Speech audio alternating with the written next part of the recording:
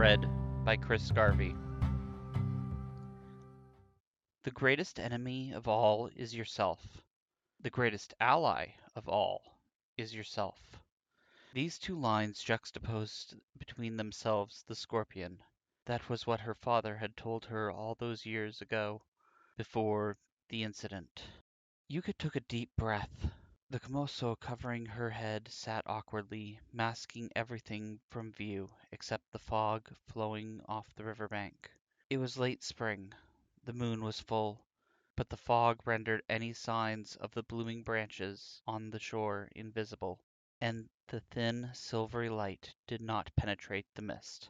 The long journey down the River of Gold was one that every scorpion would eventually make. The river connected too much of the scorpion land to be anything other than the lifeline of the scorpion people. Yet these were no mere river barges sent down on the current and then dragged back up through the toil of oxen and men. These were great kubune ships meant to sail the open ocean towards a fool's errand.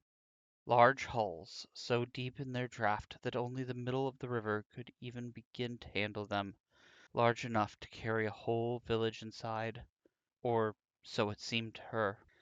Soshiyuka could admit that the life of a sailor had never called to her the way it had her younger cousins or older sibling. No, she was the third daughter, to be raised and then quickly removed from the family if at all possible. After all, the number 3 was cursed. A small bitter laugh escaped her lips. The number 3 was cursed, and no one in the Scorpion had questioned it. It was natural. After all that had happened to their founder, all that befallen the Yogo, the third family to join the Scorpion, the inauspicious nature of the number 3 was just accepted. No one had thought to question. The Scorpion were so sure of their information that they accepted the surface of the water instead of what lay beneath. It was ironic for a clan obsessed with secrets to ignore that one. Well, Yuka thought it was irony.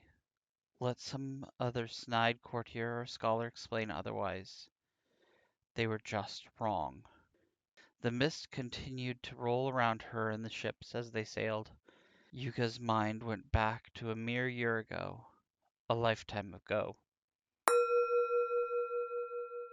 Shirososhi had never been a castle meant to be a home, filled with twisting halls, hidden passages, dark rooms, and confusing paintings.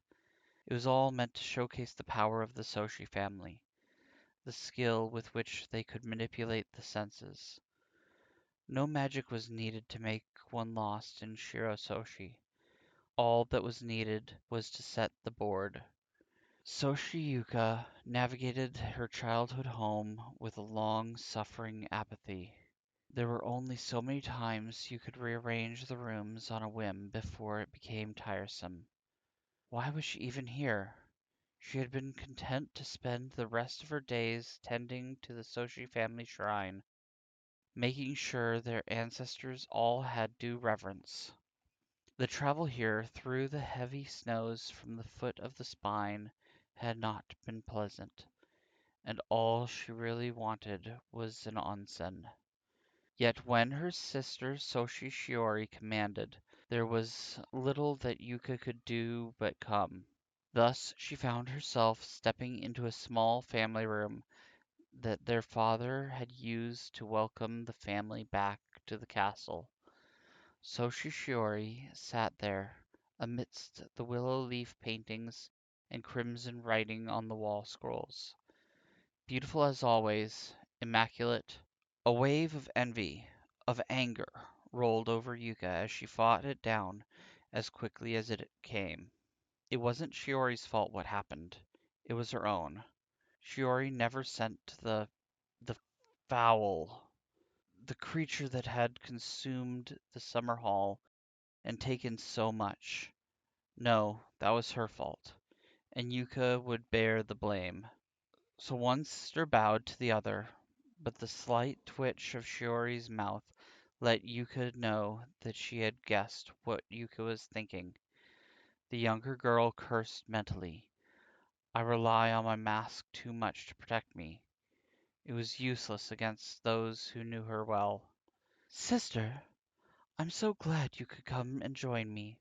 Shiori greeted her in a flawless, melodic tone. Of course. I would never defy your command, dear sister.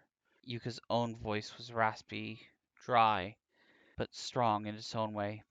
I wish we had more time to catch up, Shiori said, and it almost appeared that she did. However, you have need of my services, Yuka said. It was a statement filled with cold logic. There was no other reason that would have caused her sister to summon her. No, someone far above us both has need of your services. Shiori reached into her luxurious red kimono and revealed a small koi pendant. Yuka felt her breath hitch. No, it couldn't be.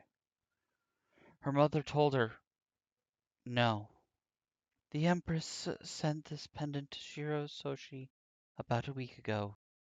The Mia told me that it was to be delivered to you, and you would know what it means. Shiori offered, faintly bemused. Hi, I know what it means, Yuka replied, and picked up the pendant. Can you tell me? Shiori asked. I. The pendant goes to a certain hidden panel in Mother's room, the one we found as children, Yuka answered. Shiori's emotional mask of control faded as her eyes widened. Really? What's inside? My banishment, Yuka said without thought. I will not have my own sister banished. Not while I rule Shirososhi, Shiori declared, narrowing her eyes again. It's not our decision, Onisama, Yuka said.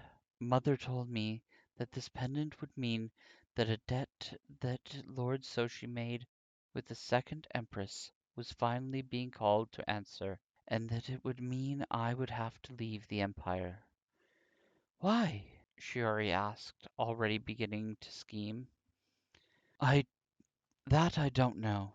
All Mother told me was that when the time came, and I opened that panel, it would explain everything, but that I should never want that panel opened because it would mean I had to leave the Empire, Yuka answered. A distant part of Yuka wondered how she could sound so calm about her effective exile, so blasé about it all. Shock, maybe?